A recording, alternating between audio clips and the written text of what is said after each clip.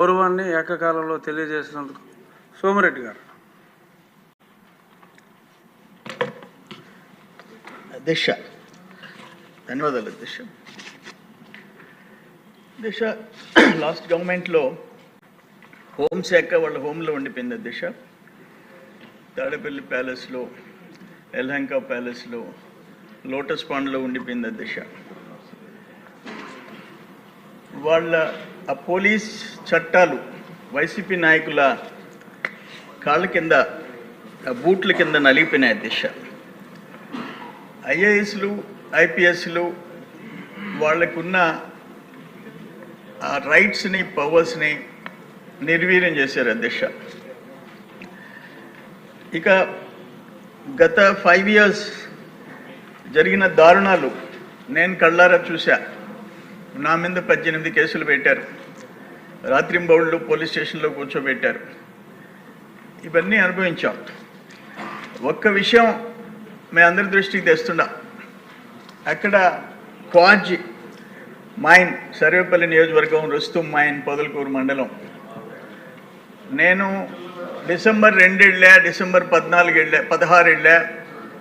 దాదాపు 14 హిటాచీలు, 30 డంపర్లు పనిచేస్తున్నాయి.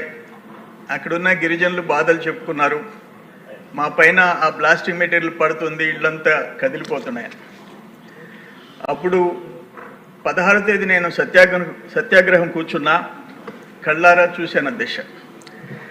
అక్కడి నుంచి నేను ప్రైమ్ మినిస్టర్కి, ఆనాటి మైనింగ్ మినిస్టర్ ప్రహ్లాద్ జోషి గారికి, ఆనాటి మైనింగ్ సెక్రటరీకి అందరికి పెట్టాము. ఆఖరణ జనవరి 1 ద్వివేది గారు స్టేట్ సెక్రటరీ మైనింగ్ ఆపారు. నేను అక్కడ కూర్చున్నప్పుడు 18th, 3rd డే వీళ్ళు హిజ్రాలు, 3rd జెండర్, మా సిస్టర్స్, ఈ ఫోటో మీకు చూపిస్తుండా. 2 బస్సుల్లో హిజ్రాలు నా మీదకి వచ్చారు.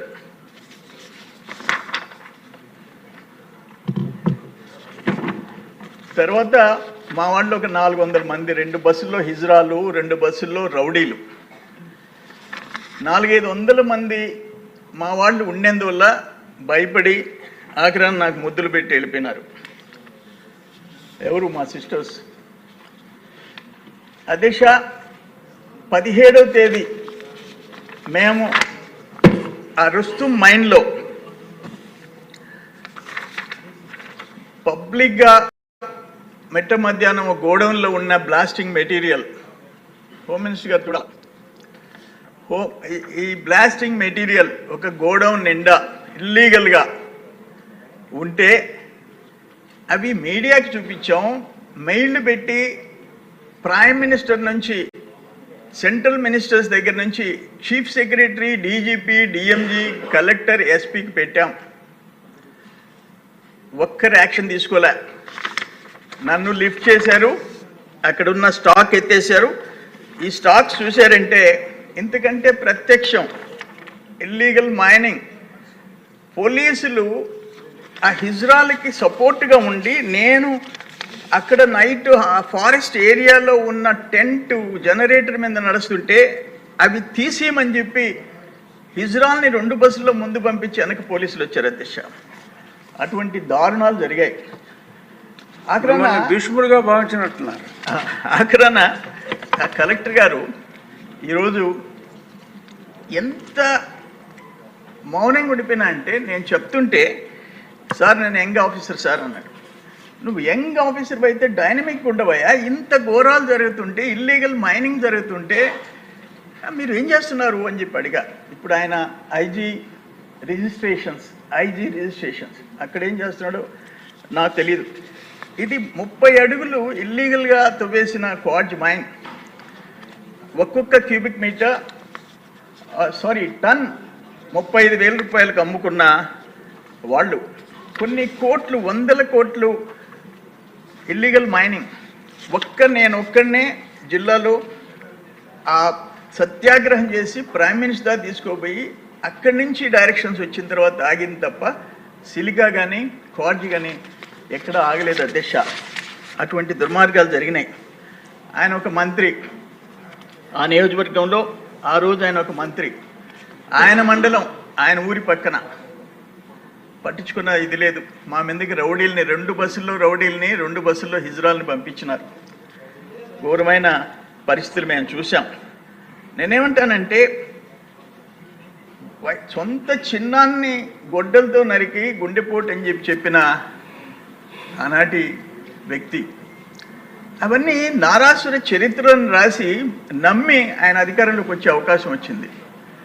చంద్రబాబు నాయుడు గారి దొడ్లో పింక్ డైమండ్ ఉంది. నేను అందుకే అప్పుడప్పుడు చెప్తుంటా, ఒక రకంగా మా నాయకుడు సాఫ్ట్గా పోవటం, ఆ రోజు ఒక ఎస్పీని పంపించి ఒక ఐపీఎస్ ఆఫీసర్ని పంపించి పట్టుకొని వచ్చి ఎక్కడుందో చూపించు పింక్ డైమండ్, లేకపోతే ఎత్తి లోపలేసు.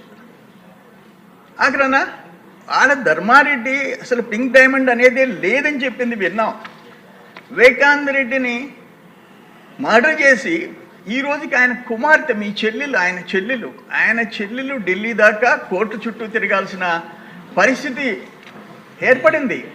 2 చెల్లెళ్ళు ఉంటే 2 చెల్లెళ్ళు మాకు న్యాయం చేయండి, మాకు రక్షణ కల్పించండి. ఒక సొంత చెల్లెలు, ఒక చిన్నాన్న కూతురు. ఇటువంటి పరిస్థితుల్లో ఇంకా 5 సంవత్సరాల్లో రాష్ట్రంలో ప్రజలకి రక్షణ కలిగద్దని ఎట్ట ఊహించగలం? కానీ ఇంత దారుణాలు చేస్తారని చెప్పేసి మనం